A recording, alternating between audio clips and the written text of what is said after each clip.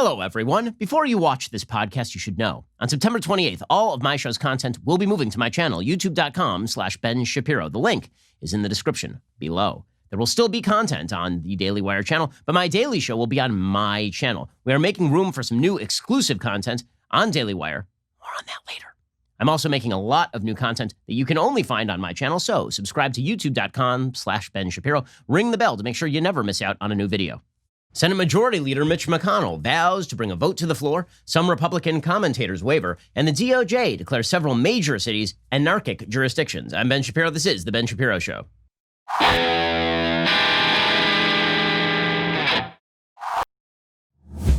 Today's show is sponsored by ExpressVPN. Don't let others track what you do. Keep yourself safe at expressvpn.com/Ben. Alrighty, we're going to get to all of the news of the day, and plenty there is of it. But first, let us talk about the fact that if you're a responsible human being, you do need to get life insurance. Right? You're a person with children, a family. If God forbid something should happen to you, yeah, they're going to be sad, but they're going to be even more sad when they find out about the bills that are attached to your funeral, and also all the bills that will not be able to be paid because you will no longer be there to pay them. This is why any responsible person with dependents should have life insurance. Well, the good news is it's still easy to shop for life insurance right now. If you've got loved ones depending on your income, you should get some. Right now, you could save $1,500 or more a year by using Policy Genius to compare life insurance policies. When you're shopping for a policy that could last for a decade or more, those savings really do start to add up. Policy Genius, it's an insurance marketplace built and backed by a team of industry experts. Here's how it works. Step one. Head on over to PolicyGenius.com. In minutes, you can work out how much coverage you need and compare quotes from top insurers to find your best price. Step 2, you apply for the lowest possible price. And Step 3, Policy Genius does all the rest. They have great service. They've got policies that even allow eligible customers to skip the in-person medical exam, which is a pain in the butt. So that's fantastic that they can solve that for you. If you need life insurance, head on over to PolicyGenius.com right now to get started. You could save $1,500 or more a year by comparing quotes on their marketplace, Policy Genius. When it comes to insurance, it is nice and important to get it right. Okay, so Mitch McConnell, yesterday, he suggested that the time has come. They're going to act. They're not going to wait on it. He gave a speech on the floor of the Senate talking about this. President Trump himself suggested that he wants a vote before the election. Here was President Trump yesterday saying that he wants this thing to move forward. He wants it to move forward fast. This makes sense because here is the problem. If you don't get a vote before the election, and Mitch McConnell has declared that an election effectively is a referendum on a question as to who will appoint the next justice of the Supreme Court. Let's say that November 3rd, Trump loses and the Republicans lose the Senate. It's going to be very difficult to make the case that the American people desperately wanted Republicans to fill that seat. So instead, you do it right now before the election. That's the logic here. Here is President Trump talking. Well, I'd much rather have a vote before the election because there's a lot of work to be done, and I'd much rather have it. We have plenty of time to do it. I mean, there's really a lot of time. So let's say I make the announcement on Saturday. There's a great deal of time before the election. That'll be up to Mitch and the Senate. But I'd certainly much rather have the vote. I think it sends a good signal. And it's solidarity and lots of other things. Okay, so that obviously is the correct political tack for the president to take. He should not be waiting on this. He should be pushing ahead. He's supposed to announce his pick Friday or Saturday. And this is one thing that Trump is very good at. The rose ceremony will be beautiful. Now, you remember that he did this with Brett Kavanaugh. I was like, who will he unleash from behind this door? Open the door. It's Brett Kavanaugh. Da, da, da, da, da. Come on down and receive your hearing from Democrats who will call you a rapist. Congratulations, sir. Okay, so we'll get that whole show. Mitch McConnell, the Senate Majority Leader, who is absolutely ruthless. I mean, let's just point out that Mitch McConnell is one cold dude. Cocaine Mitch is a hardcore operator. He's not going to bring a vote to the floor unless he knows that he is going to get the vote. Here was Mitch McConnell saying, we are going to act, and anybody who says that we shouldn't act, that those people are very, very silly. No Senate has failed to confirm a nominee in the circumstances that face us right now. The historical precedent is overwhelmingly, and it runs in one direction. If our Democratic colleagues want to claim they are outraged, they can only be outraged at the plain facts of American history. Okay, well, fact check true. Meanwhile, he does have the votes. Okay, so Mitt Romney has released a statement announcing that he is going to vote in favor of the nominee. He is certainly going to hear the nominee.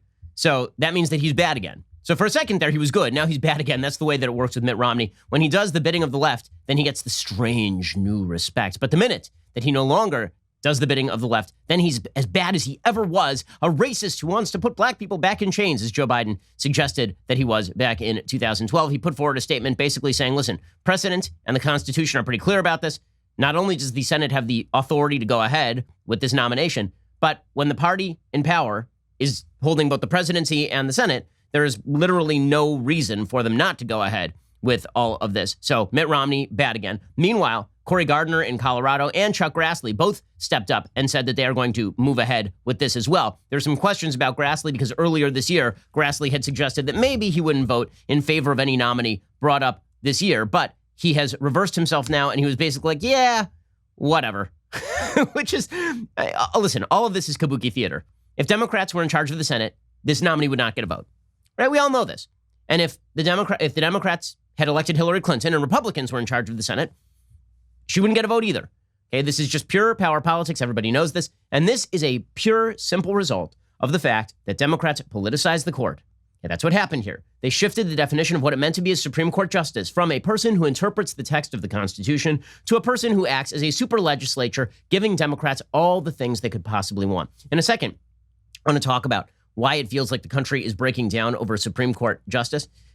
Why is it so important what the institutions of the country are? Because there is a real reason, a deep philosophical reason why we are now seeing the country basically crack up over what is a normal constitutional process. But Grassley said, once the hearings are underway, it's my responsibility to evaluate the nominee on the merits, just as I always have. The Constitution gives the Senate that authority. The American people's voices in the most recent election could not be clearer. Meanwhile, Cory Gardner, who is trailing John Hickenlooper in Colorado despite all sorts of legal questions surrounding Hickenlooper, he says, I have and will continue to support judicial nominees who will protect our Constitution, not legislate from the bench, and uphold the law. Should a qualified nominee who meets this criteria be put forward, I will vote to confirm. And again, Mitt Romney has also announced that he is going to go forward with the vote as well. So this thing is basically a done deal. Lindsey Graham was asked about this, and people got very angry at him because Lindsey Graham, of course, was a big advocate in 2016 of not bringing up Merrick Garland for a vote. He said, Dear Senators Feinstein, Leahy, Durbin, White House Klobuchar, Coons, Blumenthal, Hirono, Booker, and Harris. Like millions of Americans, I was shocked and saddened to hear of Justice Ginsburg's death. Justice Ginsburg served honorably on the federal bench, was a trailblazer for women in the law. She will be missed. When the American people elected a Republican Senate majority in 2014, Americans did so because we committed to checking and balancing the end of President Obama's lame duck presidency. We did so. We followed the precedent that the Senate has followed for 140 years. Since the 1880s, no Senate has confirmed an opposite party president's Supreme Court nominee during an election year. Because our Senate majority committed to confirming President Trump's excellent judicial nominees, the American people expanded the Republican majority in 2018. We should honor that mandate. Also, unlike in 2016, President Trump is currently standing for re-election. The people will have a say in his choices. Lastly, and this is a key point, after the treatment of Justice Kavanaugh, I now have a very different view of the judicial confirmation process. Compare the treatment of Robert Bork, Clarence Thomas, Samuel Alito, and Brett Kavanaugh to the treatment of Sonia Sotomayor and Elena Kagan. This is right. Lindsey Graham 2.0 was basically launched by the fact that the Democrats went after Brett Kavanaugh and called him a rapist. So Lindsey Graham says my entire perspective changed after Brett Kavanaugh. And he is correct about this. All of the precedents with regard to judicial nominees were broken. And they were broken because the Democrats have a very different view of what the court ought to be. Now, this has not stopped the Democrats from screaming to high heaven that somehow this is a violation of principle. We'll get to Democrats screaming to the heavens in just 1 second. First, let's talk about a risk that you may not be taking into account in your daily life. Well, we think a lot right now about COVID-19, but you could theoretically lose your home because of COVID-19. I don't mean because of foreclosure. The FBI is reporting that cybercrime is up 75% since coronavirus hit. And the cybercrime that we really need to worry about is home title theft. The legal documents to our homes are now kept online, which is sometimes not a great idea. Cyber thieves, foreign and domestic, know this. If you don't protect your home's title at HometitleLock.com, here's what could happen. Thieves could forge your name on a quitclaim deed, and then they can make out that they've sold your home. Then they slap a fake notary seal on it and refile as the new owner of your house. And then they can take out loans against your house, and you can suddenly find yourself in serious debt. The bank does not protect you, neither does your insurance or those common identity theft guys. You're not going to know until late payment notices start showing up for loans you never took out in the first place. Well, good news is Home Title Lock puts a virtual barrier around your home title. The instant they detect tampering, they will shut it down. Your home may be your most valuable asset, but if you're not protecting it, You're doing something wrong. So head on over to HomeTitleLock.com, register your address to see if you are already a victim. Then use code Shapiro for 30 free days of protection. That is code Shapiro at HomeTitleLock.com. Again, that is HomeTitleLock.com. Go check them out right now, HomeTitleLock.com, and use code Shapiro for 30 days of free protection. Okay, so the Senate minority is, of course, screaming and moaning about all of this. Chuck Schumer says it's the inconsistency that makes you absolutely crazy. It's so inconsistent. I mean, this is inconsistent, says Chuck Schumer, the same man who in 2016 was declaring openly that Merrick Garland should absolutely have a vote, even though the Democrats did not control the Senate. Now he's like, we should not have a vote. It's absurd. Okay, here's Chuck Schumer. Again, political principle means nothing in the American Senate, which is, kind of normal. Here he is. Leader McConnell and Chairman Graham have made a mockery of their previous position. They seem ready to show the world their word is simply no good. It's enough to make your head explode. And then to hear Leader McConnell up on the floor trying to defend this. Pathetic. Pathetic. Chuck Schumer, he's so disappointed in you, Mitch McConnell. Mitch McConnell's sitting there with that tiny little grin, creasing that turtley face. He didn't care. Here's Chuck Schumer saying, every modicum of decency and honor demands that you can't fill a seat even though you have the presidency and a Senate majority. Here's Chuck Schumer, who undoubtedly, if he had a Senate majority right now, would block this nominee. The right to join a union, marry who you love, freely exercise your right to vote. The right of a parent with a child who has cancer not to watch helpless as their son or daughter suffers without proper health care. If you care about these things and the kind of country we live in, this election and this vacancy mean everything. And by all rights, by every modicum of decency and honor, Leader McConnell and the Republican Senate majority have no right to fill it. No right. They have every right. And not only do they have every right, you know who used to say that? That would be like every one of these Democrats. Here's an RNC ad they cut yesterday. Just compendiums of Democrats talking about how Merrick Garland should be confirmed, even though they did not have a Senate majority at the time, the Democrats. Instead of just saying the blanket rule is no matter who you are, no matter what your qualifications, because you are sent by this president, we will create a unique rule for you and refuse to entertain you. One of the most important consequences of who is president of the United States is who sits on the United States Supreme Court. If you want to stop extremism in your party, you can start by showing the American people that you respect the President of the United States. We don't have to listen to these hypocrites. Okay, here's the bottom line. Politics makes for hypocrites, and nobody tends to care because your own base tends to forgive you hypocrisy. But there is something more important here, and that is when you hear Chuck Schumer talk about the Supreme Court, and he says, your right to gay marriage, your right to vote, your right to health care, all these rights are on the line on this Supreme Court pick. Understand that what he is really reflecting is a deeper democratic sentiment about the role of the Supreme Court in American life. Namely, Republicans generally view the Supreme Court's job as reading the Constitution and providing an institutional barrier to violations of your rights. There's a law, the legislature passes it, it violates the First Amendment, the Supreme Court strikes it down. For Democrats, the legislature is merely one component of what government should do, meaning that the Supreme Court should actually give them things they could not get legislatively and or greenlight things that are blatantly unconstitutional.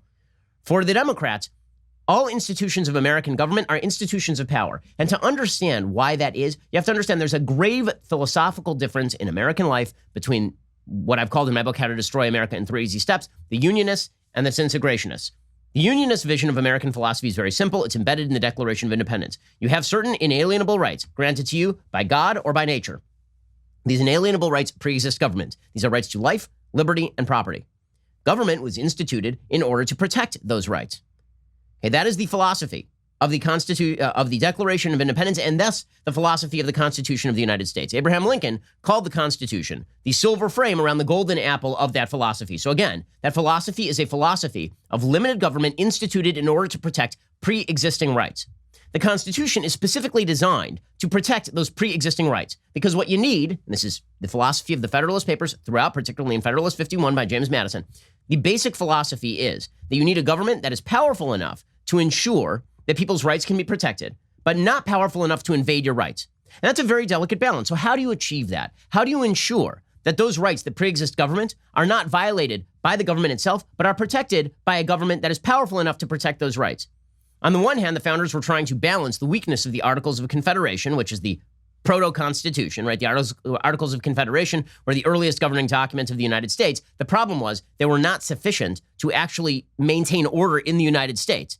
There were armed rebellions in the United States that broke out during the Articles of Confederation. It turns out that the federal government did not have enough power to pay back national debts. It did not have a power to raise an army. It couldn't really fight in any plausible fashion. And so Congress people from all over the United States came together in the Constitutional Convention. Originally, their idea was that they were going to tinker with the Articles of Confederation. They ended up replacing it wholesale. The goal of the new Constitution, again, was to have a government that was powerful enough, if need be, in emergency circumstances to act, but not powerful enough to invade your rights. And so the founders came up with basically a three-pronged institutional approach to creating this government. Prong number one, enumerated powers.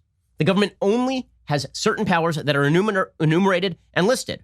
So the legislature has the power to legislate on specific issues having to do with the federal government. And those issues are quite limited in scope, right? The full list is things like making sure that mail is delivered. They can do that, right? They can create, they don't have to. They can create post offices. They have the power to levy certain taxes against the states, right? There are certain things that are encompassed in the Constitution, and they are named, right? They are enumerated powers. There was not a blanket grant of power to the federal government in the Constitution. So, number one, enumerated powers. But the founders didn't just rely on enumerated powers or on a Bill of Rights. They said, okay, well, those are parchment barriers. We need institutional checks and balances. This is why we have a two-chambered legislature. We have a House of Representatives that is done by population. And then to ensure that the big states don't overrule the small states, we have a Senate that is supposed to balance it out, where Montana has the same number of votes as California. And the idea here is that the checks and balances will require essentially a broad-scale agreement on a particular issue in order for anything to happen. And this will protect against violation of small states' rights, for example. And then we'll balance that legislature with an executive. We won't have a unitary executive capable of doing anything. We won't have a cabinet government like they have in Great Britain, for example. Instead, there will be very limited powers in the executive branch. Those very, very limited powers in the executive branch include a veto against legislative action, but the legislature controls the purse strings, so they can defund the executive anytime they damn well please. And then there will be a judicial branch. And the role of the judicial branch, as Alexander Hamilton put it, was to be the least dangerous branch. Not the most dangerous branch, the least. What that, he says, the judicial branch does not have the power to even effectuate its own judgments. So there is a great argument in American constitutional law over whether the judiciary in the United States, the federal judiciary, has judicial supremacy or simply has the same powers as any of the other branches, meaning that they can rule for themselves, but they can't actually effectuate those rulings. It's fairly clear from both the text of the Constitution and from the Federalist Papers and from all the debates surrounding the judiciary that the very notion that everybody would be bound by the Supreme Court's determination of the law and would not have its own independent ability to assess the nature of constitutional law is not correct. That basically it was meant to be a negotiation between the three branches. The judiciary says this thing is unconstitutional, and then the legislature says, well, we think it's not unconstitutional, and the executive then says, okay, well, it's either constitutional or it's not constitutional. You have this argument out. And this has happened throughout American history, where the Supreme Court will make a decision, the executive won't like it, the legislature will fight with the executive, right? All of that conflict is good. The gridlock is part of the system. And the reason for the gridlock, again, is that we want to make sure that the government cannot just willy-nilly violate people's rights. The third aspect of American constitutional government is federalism. The idea here is that local government generally governs best. You want a federal government that is capable of protecting the rights of individuals violated by local government. Right? This is why you want a federal government that, for example, after the Civil War, is involved in Reconstruction to make sure that states are not violating the rights of Black Americans. One of the great tragedies of American history is that the federal government did not do enough in the aftermath of the Civil War to effectuate the newly insured rights of Black Americans, obviously. So you want a federal government that's powerful enough to protect the rights of individuals, but states are given most of the power under the Constitution of the United States. This is why you have a 10th Amendment that devolves authority to the states or to the people, respectively, meaning that most of the legislation is supposed to be done at the state level. So those are the three principles of the Constitution, right? One is enumerated powers, the second is checks and balances, and the third is federalism. And all of that is designed in defense of a philosophy of limited government based on inalienable rights that pre-exist the government. Now, as I'm about to talk about, Democrats don't like any of this. Democrats see government as us. Government is supposed to give us all the things, and that means institutional obstacles are very bad when they control the government. Democrats don't have a thoroughgoing theory of institutions. Sometimes the institutions are great. The filibuster is great when you're in the minority. But when you're in the majority, the filibuster is super bad, because the bottom line is, in the pursuit of utopia, any institution that gets in the way is an obstacle, and any institution that helps you is a club. And that is the way that Democrats view American government. And that is why they are now threatening American institutions. Right? They're using this as an opportunity to completely overthrow the constitutional structure, which they don't like very much and have not liked for well over 100 years. We're going to get to more of this in just one second, because you have to understand the underlying conflict in order to understand why this is getting so fraught and what the real danger is going to be in the end. Okay, we're going to get to more of this in just one second. First, if you're running a business, there's an issue you probably don't think much about, but it can absolutely come back to bite you directly on the butt. And I'm talking about HR issues. If you've ever had an HR issue, it is a giant pain in the butt. The bigger your company gets, the more possible failings you can have in HR. Many people don't even have an HR department. Why? Well, it's really expensive. Like an HR professional at your company, it can cost you like $75,000 a year. And if you're a small company and you have like 10 employees, do you really want a person who just sits there all day long doing HR for you at $75,000 a pop? Probably not. But this is why you could be using Bambee. Bambee, spelled B-A-M-B-E-E, was created specifically for small business. You can get a dedicated HR manager, craft HR policy, and maintain your compliance, all for just $99 a month. With Bambee, you can change HR from your biggest liability to your biggest strength. Your dedicated HR manager is available by phone, email, or real-time chat. From onboarding to terminations, they customize your policies to fit your business and help you manage your employees day to day, all for just $99 a month. It's month to month. There are no hidden fees. You can cancel anytime. Let Bambee help. Get your free HR audit today. Go to Bambee.com/Shapiro right now to schedule your free HR audit. That is BAMBEE.com/Shapiro. Again, BAM to the BEE.com/Shapiro. Go check them out right now. Okay, so the Democratic Party has, since the early 20th century, been at total war with the Declaration of Independence philosophy. Woodrow Wilson was not shy about this. He thought the Declaration of Independence was hackneyed. He thought it was old. He thought the idea of inalienable rights pre-existing government was a lie, that government was the only guarantor of your rights, and therefore government had to be as big and as powerful as humanly possible in order to effectuate those rights. This has been the philosophy of the Democratic Party for well over 100 years at this point. That means that the only obstacle to utopia is ability to implement, and that means that all of the checks and balances when Democrats are in power should go away. It means that the Constitution of the United States should become basically a dead letter. This is why they always talk about the dead Constitution as opposed to the living Constitution. By living Constitution, they mean whatever we want is what the Constitution says. And this means that the judiciary should become a tool of democratic policymaking.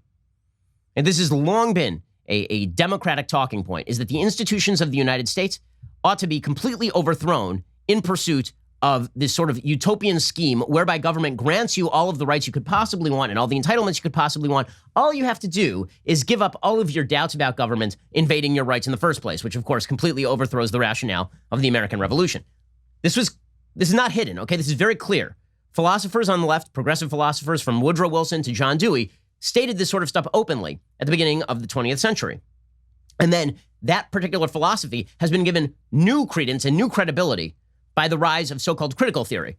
Right? The critical legal studies genre basically suggests that the principles of the Declaration of Independence were a lie in the first place, that the idea of inalienable rights pre-existing government defended by that government, those ideas were a lie.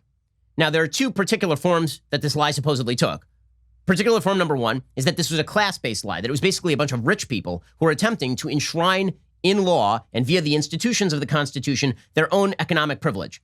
This argument was first put forth by a guy named Charles Beard, a historian, who tried to suggest that the real reason that the founders did the Constitution and the Declaration the way that they did is because they were hiding their own economic interests. It turns out that that was bad history, but it was a really, really big idea, very formative in the generation of the progressive movement.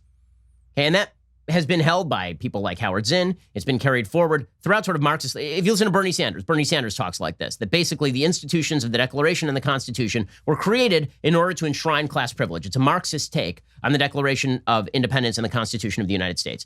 Then we have the racially Marxist take on the Declaration of Independence and the Constitution of the United States. And this is the 1619 Project. And their basic idea is also the idea of Ibram Kendi. It's the idea of Angela Davis and Stokely Carmichael. The basic idea here is that all of the institutions of the United States were not really instituted in order to protect class privilege. They were instituted in order to protect racial privilege. So the rights of freedom of speech and right to bear arms and the right to a free press, all of that was meant to just enshrine hierarchies that already existed and to protect white privilege against people of other races who could take control of the government. And so that was the real goal here. And you see this in the discussions now about systemic racism. The systems have to be torn down because the systems are themselves repositories of racism.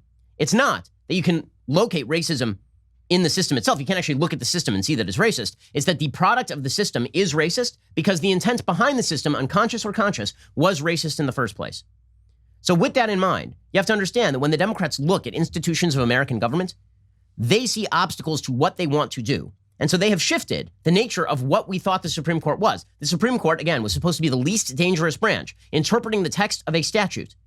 Just as you don't think of the judiciary as a dangerous branch of government when it comes to interpreting a contract, the founders never thought of the judiciary as a dangerous branch of government. They figured they'll interpret the text of the Constitution the way they would interpret the text of a contract.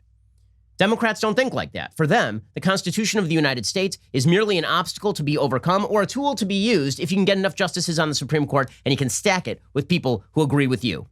And that is why every Supreme Court justice becomes a fighting issue for Democrats, because they are losing a tool of power if they lose the Supreme Court. They are losing what they use in order to cram down a particular point of view if they lose the Supreme Court.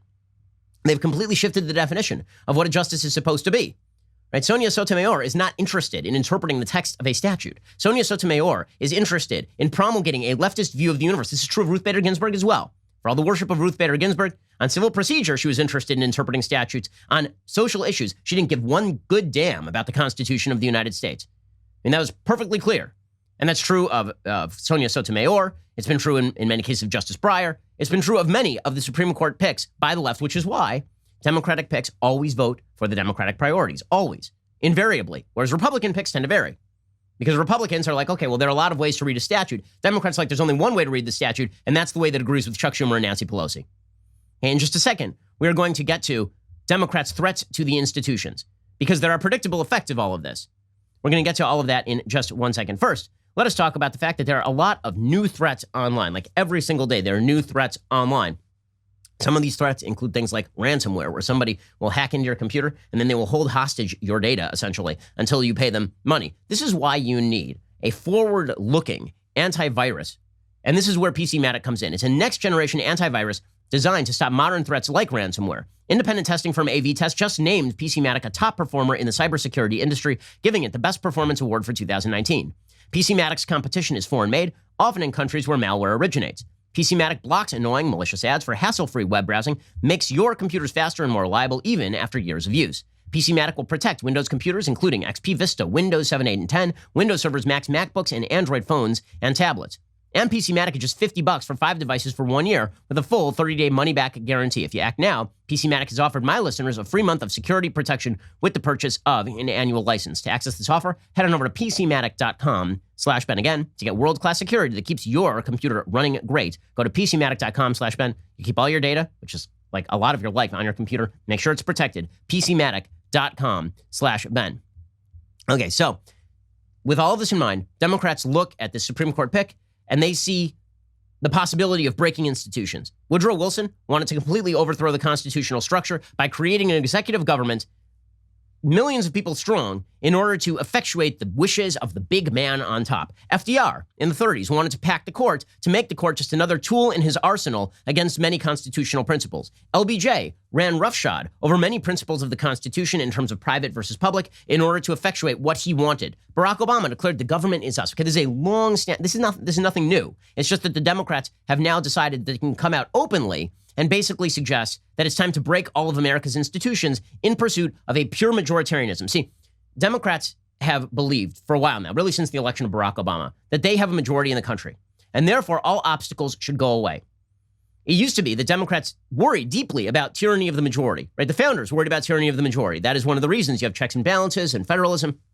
What they did not want, what they were afraid of, was what they called mob rule. What they meant by mob rule was not mobs running around burning things. What they meant was 51% of the population ruling with an iron hand over 49% of the population.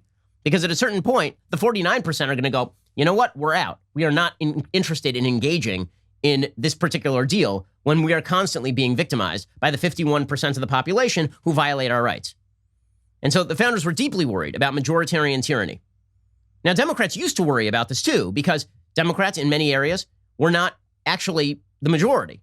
right? They were worried about they loved the filibuster when George W. Bush was president and you had a Democratic minority. They still love the filibuster right now, even while declaring it a Jim Crow relic. Twice in the last 6 months, they've used the filibuster, a Jim Crow relic, according to Barack Obama, in order to stymie COVID relief and police reform.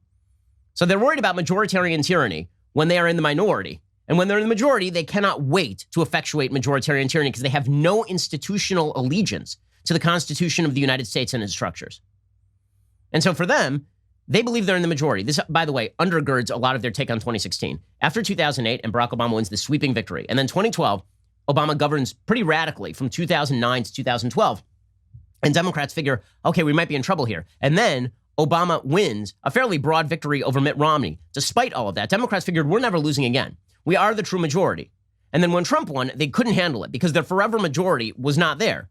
And so they pointed to the popular vote. They said, okay, well, we do have a majority. And so you started hearing rumblings about getting rid of the Electoral College, which they had loved up until that very moment. You started hearing rumblings about, let's reconstitute the United States Senate. And you heard rumblings about, let's pack the court. All of this preceded the Supreme Court pick. In open debate, Democrats were talking about the undemocratic nature of the American Senate. They were talking about the evils of the Electoral College. They were talking openly about packing the court 6 months ago, before any of this happened. Right? So when they believe they are in the majority, they are very much in favor of majoritarian tyranny. And they can't handle the fact that sometimes they're not in the majority. Now, everybody should be afraid, right, left, or center, of majoritarian tyranny. We've seen it too many times in American history.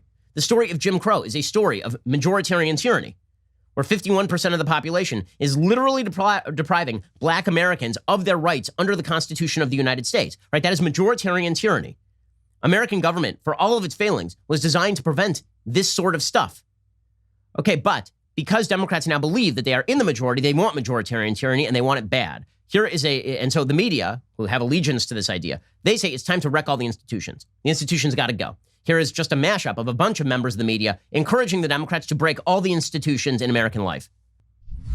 The only way that we restore fairness is for Congress to pass an act expanding the court. Do you say Democrats, if they get back the Senate in this election in November, should then move to expand the Supreme Court? Are you in favor of trying to expand the numbers of justices on the Supreme Court? Like the idea of eliminating the filibuster. Should they do that? As you know, some Democrats are openly threatening to try to pack the Supreme Court with additional justices. Would you agree with that? Potentially changing the number of justices in the court, changing the filibuster, changing the number of states in the union. Okay, so the media have been pushing this extremely, extremely hard. Harder than many of the Democrats. Some Democrats still have some sort of institutional allegiance. Like Dianne Feinstein came out yesterday and she said, I don't really want to get rid of the filibuster. I think it's important. She got reamed. Members of the media were enraged by the fact that Dianne Feinstein, who's, I believe, 80 years old and senator from California out here, she said she didn't want to get rid of the filibuster. Democrats were absolutely enraged. Don Lemon demonstrating his own lack of knowledge about anything basic to the Constitution. I mean, you know that you're really, really dumb about American politics when Chris Cuomo, an actual block of wood with fewer than 3 brain cells to rub together, is looking at you like, dude, you don't know what the hell you're talking about. So here was Don Lemon last night suggesting it was time for the Electoral College to be scrapped via a non-constitutional amendment, which would in fact be required. Also suggesting it's time to burn down all the institutions. And Chris Cuomo's like, dude, what are you talking about? When you're too radical for Chris Cuomo, by the way, this is a news show, according to Brian Stelter, a reliable source at CNN. Here were 2 of our intellectual heavyweights in this clash of the mental titans going at it on CNN last night. We're going to have to blow up the entire system. And you know what we're going to have to do? No, I don't know. You know what we're going to? Yes, Yeah. what you have to do? You just got to vote. Honestly, from what your closing argument is, you're going to have to get rid of the Electoral College. Because the people... I don't see it. Because the minority in this country decides who the judges are and they decide who the president is. But you need a constitutional amendment to do that. And if Joe Biden wins, Democrats can sack the courts and they can do that amendment and they can get it passed. Well, you need 2/3 vote in the Congress and 3/4 of the state legislatures. They may be able to do that. Yeah, by the way, it is not just Don Lemon who doesn't understand how the Electoral College works or how if he thinks they can simply by constitutional amendment get the Electoral College abolished, good luck with that. Seriously, good luck. That is not how that process is going to end up working. Reza Aslan, meanwhile, is tweeting. He tweeted immediately. He's a commentator for CNN, of course. Really good guy, Reza Aslan. So he tweeted out earlier this week that it was time to burn it all down. And he reiterated that yesterday, quote, been a few days since I tweeted that if GOP try to jam a SCOTUS through before election. We burn the effing thing down. And since the death threats and Breitbart headlines about my tweet have now stopped, let me just say that if GOP tried to jam SCOTUS through, we burn the effing thing down. But here's the thing. Democrats are always in favor of burning the effing thing down unless they get what they want. Right? That is the goal here. Now, what's crazy about this is that let's say that they burn the effing thing down. Let's say they burn it down. Let's say they make all these institutional changes. Let's say that they get rid of the filibuster. Let's say they get rid of the Electoral College. Let's say that they add states via 51 vote majority in the Senate. Let's say that they pack the court. Don't you believe that'll dissolve the country? Democrats have to know this, or they don't care, or they believe that their majoritarian tyranny will simply hold. If you're a state, do you think that you are going to listen to a law made by a process that you did not approve of at any stage? That simply adding states willy-nilly through a simple majority vote in the Senate and making a permanent Democratic majority on that basis, you think the minority states are just going to stick around for that? And then, when you pass something unconstitutional and a packed, rigged Supreme Court greenlights it, you think they're just going to sit around for that? The answer, of course, is no. See, for Democrats, when they say burn it all down, what they mean is we wish to run this thing with an iron hand from above. Now, this is a problem for Joe Biden, as I mentioned yesterday, because Joe Biden's entire pitch is, I am a doddering old man who is not going to bother you very much. And now the Democratic Party pitch is, we are going to burn the whole thing down. You see how these two messages are somewhat in conflict. But Joe Biden does not have the strength of character, or the strength of mind, frankly, to simply say, we're not going to do any of that stuff. See, Joe Biden could still win in a walk. All he would have to say is, it is immoral for the Republicans to try to push through a justice. They're hypocrites, blah, blah, blah, blah, blah, blah, blah, right? He can do the same routine that Chuck Schumer did. But American government is durable. The constitutional system is valuable. And so we're not going to burn anything down. We're just going to win elections. That's all he has to say. He can't do it. He can't do it because the heart and soul of the Democratic Party is in favor of burning things down if they feel they can effectuate their power grab by burning things down. So he was asked specifically, Joe Biden was yesterday, about packing the court. He wouldn't rule it out. He wouldn't just say, no, we're not going to pack the court. Now, let's be real about this. If you look at the constituency of the Supreme Court right now, the Supreme Court ages right now, what you are looking at is Clarence Thomas is now 72 years old. Stephen Breyer is 82. John Roberts is 65. Alito is 70.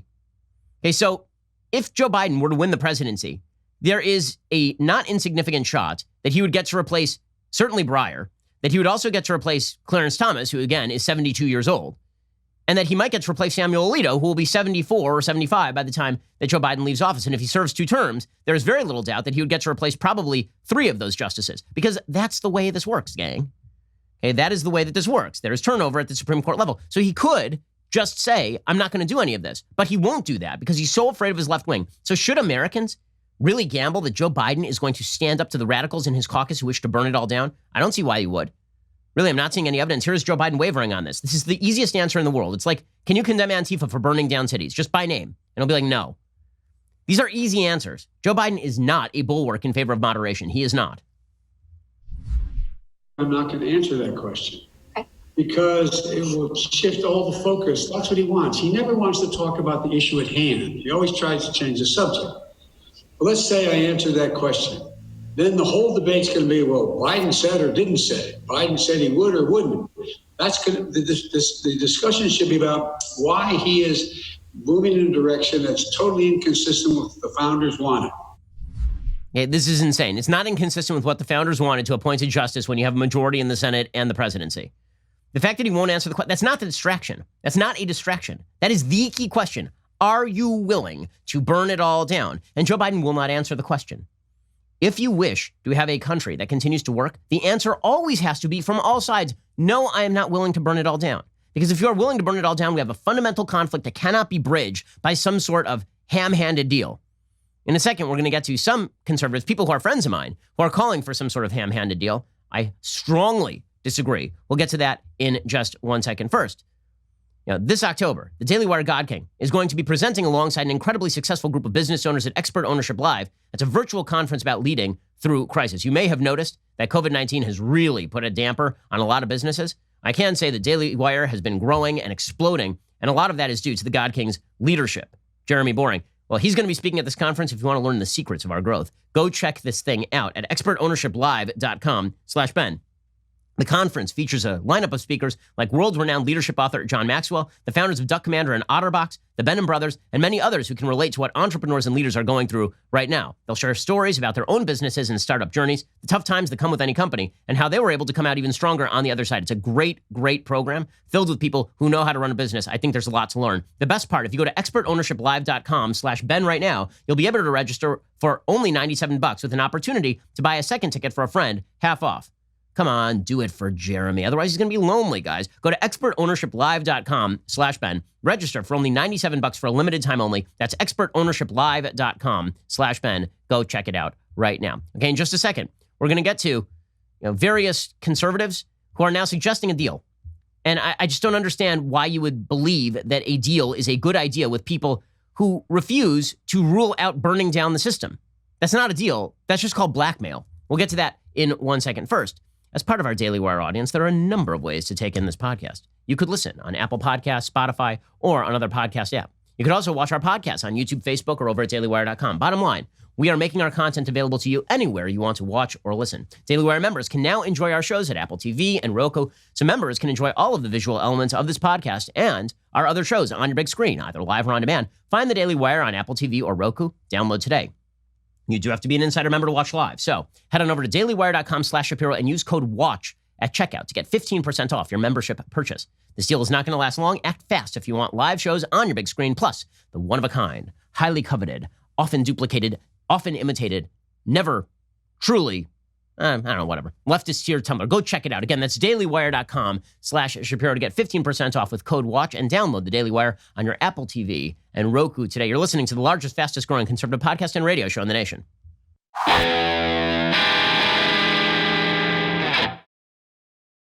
So we are now seeing a cadre of conservatives who are getting a little bit skimpish, kind of squeamish, I would say, about the idea of pushing through a Supreme Court justice when you have a majority in the Senate or the presidency. Jonah Goldberg, with whom I'm friends, I like Jonah a lot, but he's dead wrong about this. He has a piece over at the LA Times saying that Republicans and Democrats should make a deal. He says, I'll confess, there was a time when I would have considered the question facing Republicans a no-brainer. Of course they should seize this opportunity to replace RBG with a conservative.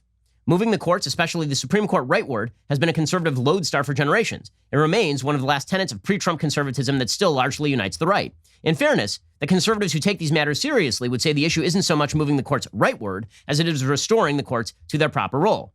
We believe the primary reason these fights have become so ugly is the judiciary has taken upon itself legislative functions it does not have. That's why even pro-choice conservatives and even pro-choice liberals like Justice Ginsburg believe Roe versus Wade was deeply flawed. When Supreme Court justices do the job of politicians, it shouldn't be a surprise confirmation battles resemble political campaigns. And of course, that is exactly right. That is exactly right. I mean, that's the case that I've been making here. But, says Jonah Goldberg, a few Republicans could agree to postpone the process until after the election in exchange for a few Democrats agreeing never to vote for a court packing scheme. This would give voters some buy-in for whatever happens next. If no Democrats agree, then their issue is really with the system, and Republicans should feel free to vote for Trump's pick, even in a lame duck session. Of course, if Trump wins, he gets his pick anyway, and there's no reason he shouldn't nominate someone now. Versions of this idea have been getting steam among eggheads, but there's little sign it is catching on among senators. Well, the reason that it's not catching on is because no one has any trust in the other side that they will not burn down the system. Once you bring out the threat, you're going to burn down the system. Why should we trust you when you say you are not going to burn down the system? Okay, the person who takes a child as a hostage, the terrorist who takes a child as a hostage, if you say, I'm making a deal with you, the deal is don't take the child as a hostage. The problem is they're the kind of person who would take a child as a hostage. So why would you make a deal with them? Right? This is what Israel learned when it negotiated with the Palestinian Terrorist Authority. And when you do that, it turns out you're negotiating with the kinds of people who routinely do terrorist things. Okay, if you were threatening 6 months ago to pack the courts, obviously, there's a major moral distinction between actual terrorists and what the Democrats are doing today. What the Democrats are doing today is hostage taking on a political level that is incredibly ugly and threatening to burn down the system, which is, political terrorism is not the same as like terrorism. But what Democrats have been threatening for years is to wreck every institution of American government. So why would I believe any promise that they will, in exchange for you doing what they want, not wreck the government? They're the kinds of people who've already threatened to wreck the government. So they have no credibility when they say that they're like, are you the kind of person who would threaten to wreck the government if you didn't get what you wanted? Is that, if the answer is yes, then negotiating with you not to wreck the government seems simply like acceding to blackmail. Okay, but it is not just Jonah who's making this case. Brett Stevens over at the New York Times is making this case. He wrote an open letter to Mitt Romney, who already said that he's going to vote in favor of bringing the nominee forward. Brett Stevens wrote an open letter to Mitt Romney saying that maybe there's a deal to be made. He points out that Democrats have been the great sinners on issues judicial for generations, which is true, going all the way back to Robert Bork and Clarence Thomas and Justice Kavanaugh. But he says, you know what? Maybe we should, make a deal. He says, I respect the fact that you're a pragmatic politician who values the views of your colleagues and constituents. But as you so eloquently put it in February when you cast the lone GOP vote to convict President Trump in his impeachment trial, freedom itself is dependent on the strength and vitality of our national character. A Republican Party that lies and bamboozles voters contributes nothing to improving that character. So he says it's bad that Republicans suggested that they weren't going to give Merrick Garland a vote, and now you need to stand up for principle and not give a vote to a Republican appointee, which of course is very silly because the parties were obviously not in the same position then that they are now. Again, I like all these people. I know Brett, I know Jonah, David. I'm very good friends with David French. I had a long conversation with David French on Friday about this specific issue. Okay, he has a piece in Time magazine suggesting that Republicans cut a deal. He suggests that Republicans basically make a deal with some of the Democrats in order to back down. He says, we know that President Trump will put forward a nominee. He's promised to do it quickly. Now a critical mass of the Senate faces a choice. At the end of the day, do principles matter at all, or is power the only coin of the realm? After all, while much can happen between now and November 3rd, the Democrats may well hold the House, narrowly take control of the Senate, and win the White House. At that point, they'd have the legal and constitutional power to not just reverse conservative control of the court by amending the law to increase the number of Supreme Court seats, they could also permanently alter the balance of power in the Senate by admitting new states, namely Puerto Rico and Washington, D.C. Republicans would object, conservative Americans would protest, they'd appeal to norms and worry about a tyranny of the majority. But if power is all that matters now, Democrats could respond with the same three words from the start of this piece: elections have consequences. So he says that Trump should make the pick, the Senate should apply the Schumer principle and give a hearing, and then they should delay it until after the election. Okay, first of all, the comparison between nominating a judge and confirming a judge to the Supreme Court when you have a majority in the Senate and the presidency, and packing the court, which again has not been done since like 1860, or getting rid of the filibuster, or adding states willy-nilly. I mean, there is no norm not to confirm a justice when a president of your own party nominates the justice. That is not a norm. The fact that the Republicans articulated this stupid, sort of bizarre, broad norm in 2016 was a mistake for sure, but is that a norm on par with don't break all the fundamental institutions of the democracy? The answer, of course, is no. And again, if you are threatening to break those institutions, why exactly would I trust you not to break the institutions? The answer is, I wouldn't. Okay, meanwhile, there are a couple of people who are sort of on the short list for President Trump. One, of course, is Amy Coney Barrett. Apparently, he met with her yesterday, according to Fox News. Fox News says that he met with her yesterday at the White House. On Monday, Trump said he had narrowed his choices down to 5 potential nominees. While speaking to reporters, he specifically addressed potentially nominating Barbara Lagoa, a Cuban-American who serves on the 11th U.S. Circuit Court of Appeals. He said, she's highly thought of. There's a lot of talk about the fact that she is a Latino woman of, I believe, Cuban extraction from Florida. She's been a favor of Governor Ron DeSantis over there, who appointed her to the state high court before she was put on the federal high court. She was considered for higher courts before. Here, Barbara Lagoa's record seems to be pretty good. So the information that I have about Barbara Lagoa seems to be pretty solid, which is that she's ruled on some contentious cases. She was confirmed overwhelmingly by the Senate, by the way, 80-15, including many, many top Democrats. The ABA gave Lagoa a unanimous rating of well-qualified prior to the 11th Circuit confirmation. She was involved in an 11th Circuit 6-4 decision upholding a Florida law requiring ex-felons to pay outstanding fines, fees, and other costs before being permitted to vote. Because she said, okay, you actually have to fulfill all of your obligations, including fines and fees, before you vote. Democrats, of course, accused her of attempting to shut down the right to vote. She's also spoken at length about originalism during her confirmation hearings. She spoke about the value of originalism. For folks who don't follow constitutional law, originalism is the very simple concept that the text of a statute should be read as it was written when it was written. In other words, you shouldn't write a statute in 1890 and then interpret it using the verbiage of 2020. You might say that you shouldn't write a statute about women and men in the Civil Rights Act of 1965 and then interpret it as though women and men meant transgenderism in 2020. So this would be Barbara Lagoa cracking back against the idea that you should interpret a statute in any way other than the original meaning of the statute. Here was Barbara Lagoa testifying during her 11th Circuit nomination hearing. If we are not bound by what the Constitution means, and it is ever changing, then we're no different than the country that my parents fled from, which is Cuba. Because Cuba has a Constitution and a Bill of Rights, and it means nothing because there is no one to hold it and to say this is what the definition of this Constitution means if it is always ever changing. The principles that were articulated in the Constitution at the time of ratification have a meaning. That meaning is constant. What changes is the application of the meaning to new things like new technologies. In the Fourth Amendment context, for example. Okay, so that is an excellent articulation of the principles of originalism. The other possible nominee is, of course, Amy Coney Barrett. She was talked about to fill it ended up being Justice Kavanaugh's seat. I was a big proponent of Amy Coney Barrett. I suggested that she be nominated instead of Justice Kavanaugh, who I still have my doubts about in terms of his jurisprudence. We'll see where we end up. Coney Barrett does not have a huge and long history on the court. She was nominated to the Seventh Circuit just a few years ago. Both of these women, by the way, are quite young. Barbara Lagoa is in her early 50s. Amy Coney Barrett is 48. She's a pro-life Roman Catholic on a personal level. She clerked for Antonin Scalia after she graduated from law school. She's kind of her most famous articulation of her philosophy is in an article for the Notre Dame Law Review she taught at University of Notre Dame called Originalism and Stare Decisis about Justice Scalia. And there she was trying to negotiate the sort of difference between originalism, where you look at the text of the Constitution, and bad decisions. How often do you simply acquiesce to bad decisions that have been made over the course of American history because they're so deeply embedded in the fabric of American law? So, for example, there are a lot of legal questions, not moral questions, legal questions to be asked about Brown versus Board. It's long been an area of serious contention among legal scholars. So Justice Scalia said that's so embedded in the fabric of American life that you cannot remove it. It constitutes what Amy Coney Barrett said was super precedent, meaning it's precedent so deeply embedded that you can't get rid of it. She explicitly, in this Notre Dame Law Review article, excludes Roe versus Wade as super precedent. She says it is not super precedent because it has been a topic of conversation and controversy ever since Roe versus Wade was decided in 1973. So she obviously is made in this sort of Scalia mold.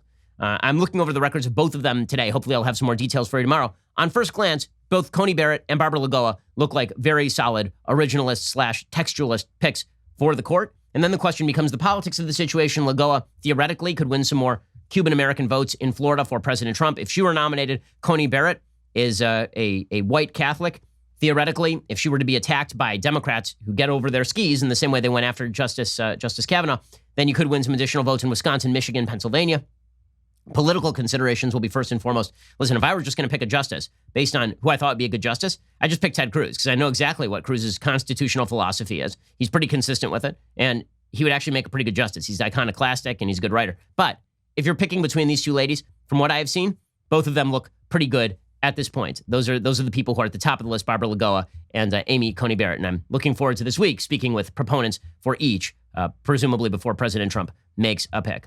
Okay, meanwhile, the DOJ, in other news, has designated New York, Seattle, and Portland as what they call anarchic jurisdictions. Well, what they mean by this is that the state and local governments in these cities have allowed violence to run roughshod over the cities, and the Justice Department has said that we are not going to provide federal funding or federal help to cities that basically refuse to enforce the law. According to NBC New York City is one of 3 places that have permitted violence and destruction of property to persist and have refused to undertake reasonable measures to counteract criminal activities, leading to its designation as an anarchist jurisdiction, according to the DOJ on Monday. The designation does have potential financial consequences. President Trump issued a memo earlier this month directing the DOJ to identify jurisdictions that, in its view, were not enforcing the law appropriately, and designated cities could lose their federal funding. New York Governor, of course, Andrew Cuomo, of course, got very, very angry about all of this. He said, I understand the politics, but when you try and manipulate and distort government agencies to play politics, which is what the Trump administration has done from day one, this is more of the same. The president can't supersede the law and say, I'm going to make those funds basically discretionary funds, which is what he would have to do. If they actually do this, we'll challenge it legally, and they will lose once again. Trump's September 2nd order gave the director of OMB, the Office of Management and Budget, 30 days to issue guidance to federal agencies on restricting eligibility for federal grants for the cities on the DOJ list. Such grants make up a huge portion of New York City's already strapped annual budget, more than $7 billion in fiscal 2021 alone, or 7.5% of the city's projected total revenue. The DOJ cited the New York City rising gun violence, the cuts to the NYPD budget, and moves by various DAs not to prosecute charges related to protests earlier this summer. Portland and Seattle were also hit with the same designation.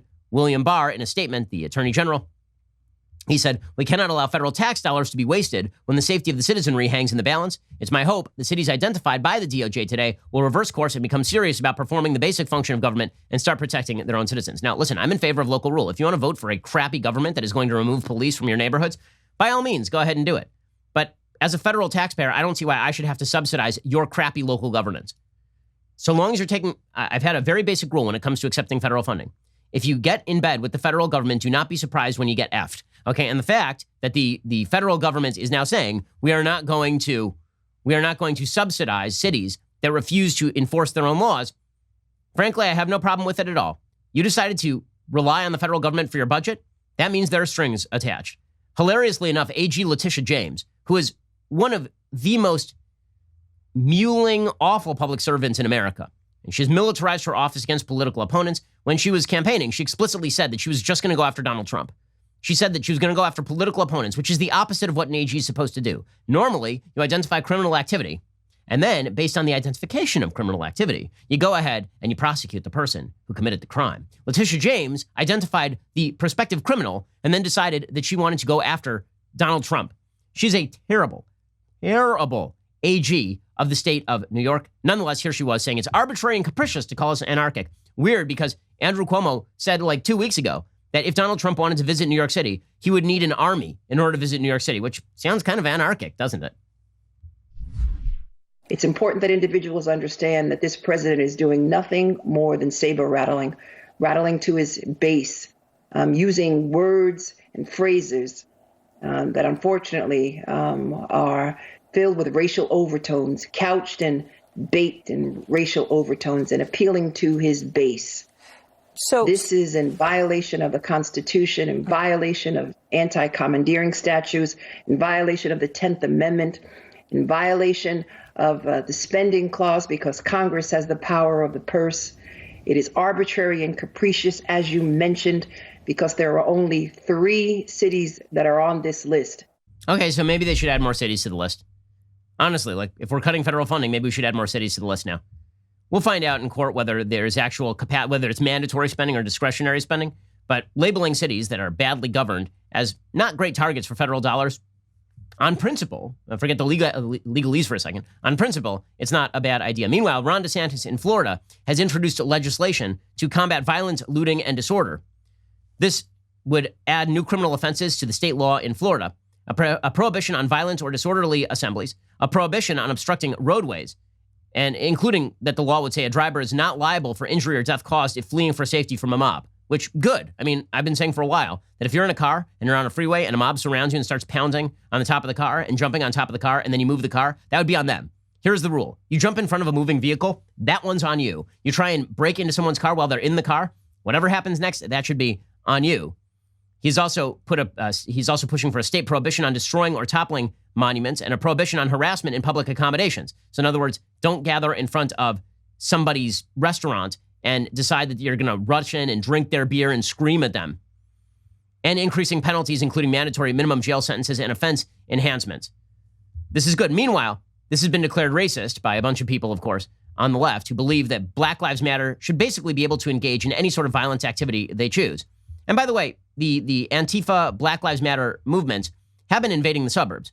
Nellie Bowles, who's been doing increasingly excellent reporting, believe it or not, for the New York Times, right? She's the person who originally reported in the New York Times that Portland was a hellhole. Now she has a piece talking about Black Lives Matter protest tactics. Quote, Terrence Moses was watching protesters against police brutality march down his quiet residential street one recent evening when some in the group of a few hundred suddenly stopped and started yelling. Mr. Moses was initially not sure what the protesters were upset about, but as he got closer, he saw it. His neighbors had an American flag on display. It went from a peaceful march calling out the names to all of a sudden, bang, how dare you fly the American flag, said Mr. Moses, who is black and runs a nonprofit group in Portland. They said, take it down. They wouldn't leave. They said they're going to come back and burn the house down. Mr. Moses and others blocked the demonstrators and told them to leave. We don't go around terrorizing folks to try and force them to do something they don't want to do, said Mr. Moses, whose nonprofit group provides support for local homeless people. I'm a veteran. I'm for these liberties. Nearly 4 months after the killing of George Floyd by the Minneapolis police, some protesters against police brutality are taking a more confrontational and personal approach. The marches in Portland are increasingly moving to residential and largely white neighborhoods, where demonstrators with bullhorns shout for people to come out of your house and into the street and demonstrate their support. These more aggressive protest tactics target ordinary people going about their lives, especially those who decline to demonstrate allegiance to the cause. That includes a diner in Washington who refused to raise her fist to show support for BLM, or in several cities, confused drivers who happened upon the protests. We don't need allies anymore, said Stephen Green, an investor and entrepreneur in Portland who is black. We need accomplices. And this is the shift in thinking that has been happening. This is what Ron DeSantis is trying to fight, that it's not enough for you to post the black square on your Twitter. Of course, it was never going to be enough. Now, you're going to be roped into whatever act of allegiance you require today. And by the way, there is no end to the demands. There is no end to the demands. The demands just continue. One of the leaders of this particular ideological movement is Ibram Kendi. Kendi, he wrote the book, How to Be an Anti-Racist. It is a garbage, trite piece of tyrannical crap. It is unbelievably disgusting. The basic premise of How to Be an Anti-Racist is that on a top-down level, you should be forced into acquiescence to anything Ibram X. Kendi personally approves. In fact, he says, it's never-ending. It's like a religious struggle. He says you can't wake up one day and say, I'm out, I'm now an anti-racist. No one ever becomes an anti-racist. It's only something we can start to be.